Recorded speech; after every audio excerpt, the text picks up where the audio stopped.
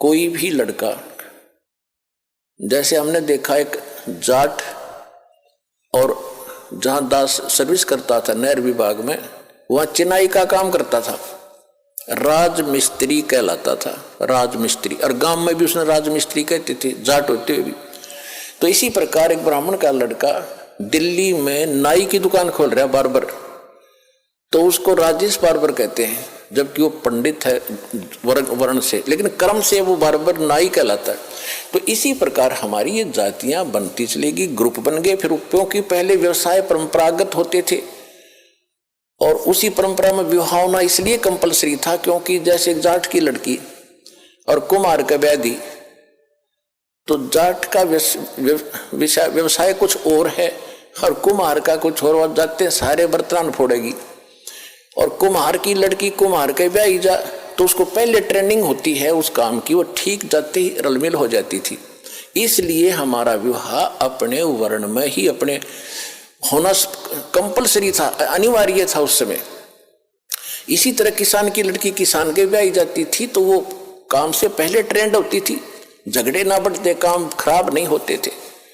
तो अब समय बदल गया है, व्यवसाय भी काफी बदल गया है। तो इसमें अगर इंटरकास्ट शादी होती है तो कोई दिक्कत नहीं, क्योंकि हम मनुष्य हैं, हम एक पिता के बच्चे हैं और हमारा एक ही उद्देश्य है, यहाँ से मोक्ष कराना और सतलोक जाना, वहाँ कोई झगड़ा ही कोई नहीं। तो इस प्रकार हमने इस काल के जाल को काटना है, हर तरह से इसको कंडम करना है, सच्चाई को ऊपर लाना है। तो इसलिए ये विद्या जो थी ये सीमित होकर रह गई, और परमात्मा ने ये इसलिए आपको नहीं आने दिया आप तक, क्योंकि वो पीक टाइम नहीं आया था, प्राइम टाइम नहीं आया था, जिस समय आपको पार करना था। वो कब करना था? परमेश्वर ने काल से कहा था, जब काल की और परमेश्वर कबीर जी की गोष्ठी हुई थी प्रथम सतयुग में। जब सारी बात हो गई कि आप किस लिए आए हो सतलोक से, अपने परमात्मा ने अपना रूप बदल रखा था, अपने पुत्र जोगजीत का रूप बना रखा था। और ये जो काल है ये भी उस परमात्मा का 17वां पुत्र है, ये उसका 17वां पुत्र है। और इसने वहां गलती कर दी थी, जिस कारण से इसको निष्कासित कर दिया। हमने भी गलती की थी, जितने भी प्राणी, चींटी, हाथी, मकोड़े, कीड़े, पशु पक्षी, ब्रह्मा विष्णु महेश और हम राजे महाराजे, ये सभी वहीं रहते थे सतलोक में। एक जैसा वहां पर हमारा शरीर था, एक जैसा खान पान था, एक जैसा सुख था।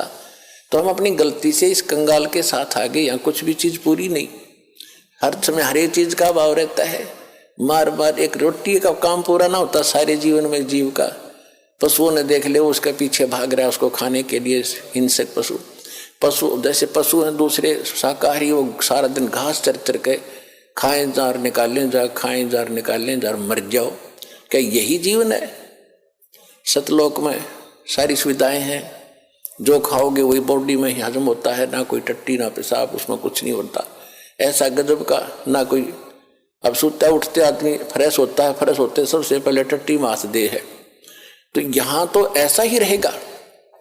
तो वहां चलेंगे हम जहाँ सारा सुख है, इतना सुंदर शरीर कभी व्यर्थ नहीं होते, वहां कोई बकवास नहीं आती, मन में दोष नहीं होता। जब आत्मा निर्मल हो जाती है, विकार होते ही नहीं, बकवाद करने की इच्छा ही नहीं बनती। तो ज्ञान से अब परमात्मा ने ये शिक्षा इसलिए दी हमारे को कि हम जो मैं बताऊंगा, परमात्मा ने कहा था कि जो ज्ञान हम देंगे फिर हम अपना एक दास भेजेंगे। वो तो ज्ञान परमात्मा 600 वर्ष पहले सतगुरु रूप में दे गए थे, कबीर भगवान कबीर वाणी के माध्यम से। कबीर सागर, कबीर बीजक, कबीर शब्दावली, कबीर साखी, इस तरह उन्होंने कई भागों में बांट रखा है, बाद में प्रिंट करने वालों ने। बाकी ये सभी कबीर वाणी है, जिसके विषय में गीता अध्याय नंबर 4 के श्लोक नंबर 32 में कहा कि वो परमात्मा स्वयं अपने मुख कमल से जो ज्ञान देता है, उसमें यज्ञ यानी धार्मिक अनुष्ठानों की जानकारी विस्तार के साथ बताता है, और उसको जानने के बाद सब कर्मों से मुक्त हो जाता है। चौथे अध्याय के 34वें श्लोक में कहा कि उस ज्ञान को तत्वदर्शी संतों के पास जाकर समझ। तो कहने का भाव यह है कि परमात्मा ने 600 वर्ष पहले आकर ये तत्व ज्ञान बताया था। तो जब काल से बात हुई थी और परमात्मा अपने जोगजीत पुत्र के रूप में आए थे। जब काल के लोक में प्रवेश किया, किस लिए आए थे? कि हमें दुखी देखा कि ये मेरे बच्चे वहाँ कितने सुखी थे, कोई दुख नहीं था, कोई मृत्यु नहीं, कोई कैंसर नहीं, कोई कोढ़ नहीं, कोई बीपी हाई ना लो होता था, ना कोई शुगर बीमारी थी, और ना इनको खाने का अभाव था, मजदूर बने फिरते। काल ने हमारे को कितना मूर्ख बना रखा है। किसी के पास थोड़ा सा पद मिल जाता है तो नीचे वालों को इतना दबा के रखता है, सब अपने कर्म फोड़ता सारा दिन, उनकी आत्मा दुखा के।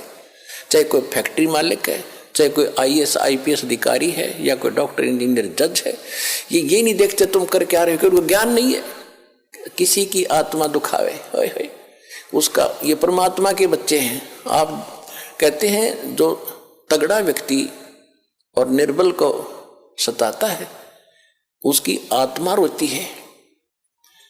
आत्मा रोती है क्योंकि वो मुकाबला तो कर ही नहीं सकता किसी भी तरीके से। ताकतवर मीन जैसे कोई पद की ताकत है, पोस्ट की ताकत है, या वैसे अपने कोई घर कबीले में घने व्यक्ति हो जाए उनकी ताकत है, स्वयं बलशाली है, तो इस तरह का व्यक्ति गरीबों को सताता है, अपने से नीचे वालों को इतना तंग करता है कि जितना वो कर सकता है बिना ज्ञान के। तो यहाँ परमात्मा ने आके बताया है कि कबीर गरीब ना सताइए, जाकी मोटी हाय, और बिना श्वास की जीव से लो भस्म हो जाए। देखो कहते हैं गरीब को ना सताना, आपकी ये हालत हो जाएगी, क्योंकि वो तो जीवित श्वास है, आत्मा से उसका कनेक्शन है, रो रहा है, उसकी आत्मा दुखी है, तो उसको जरूर प्रतिफल मिलेगा, 2 दिन पीछे मिल जाएगा। उदाहरण दिया है कि जैसे पहले एक धौंकनी होती थी, पशु के चाम की बनाई जाती थी, और लोहार और सुनार लोग उसी का प्रयोग करते थे।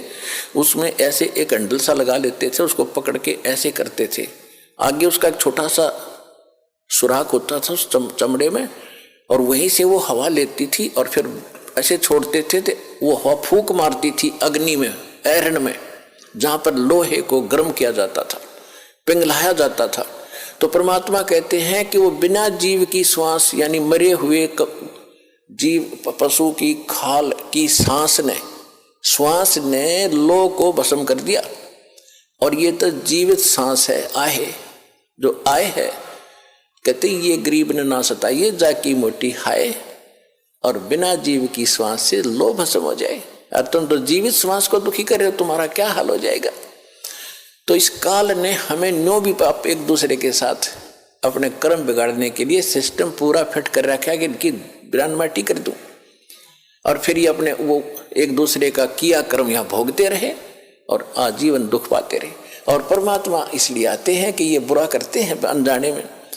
आज किसी की चोरी की, निंदा की, उसका अगले जन्म में फिर देना पड़ता है।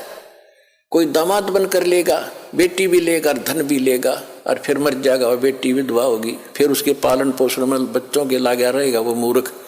तो ये तो यहाँ का की व्यवस्था है, इसको समझना पड़ेगा। और उसी को समझाने के लिए भगवान आए कि मेरे बच्चे देख कितने दुखी हो गए, इनको वहाँ कोई अभाव नहीं था, देख किसी अक्ल मारी गई इनकी। तो जिस माता पिता के बालक बिगड़ जाए किसी कारण से भी, उसको चैन नहीं पड़ता जब तक उसकी पार बसाओगे। उन्होंने सोचेगा ये कभी सुधरे और वापस आ जा, और फिर मैं सीने से लगा लूँ, इनको सारी संपत्ति दे दूँ, मैंने क्या करना है। तो वो हमारा पिता है। हम गलत आदमी इस काल के आके फंस गए। ये गंदा आदमी है, ये सत्य कति झूठा कपटी, हर तरह से हमें मूर्ख बनाकर यहाँ पर फांस रहा है। इसको श्राप लगा 1 लाख मनुष्य शरीरधारी प्राणियों का आहार करने का। इसलिए हमें पाल रहा है, अपने स्वार्थवश सारी बुराइयां करवाता है। आप देखते हो बीड़ी, शराब, तंबाकू, फीम, सुल्फा, भुक्की, ये खाने की चीज है, मांस ये खिलाता है ताकि इसका टेस्ट बने। हम सूक्ष्म स्थूल शरीर से जो खाते हैं, एक अंदर शरीर है सूक्ष्म, उसके अंदर ये सारी वासना डिपॉजिट हो जाती है, इसमें समा जाती है।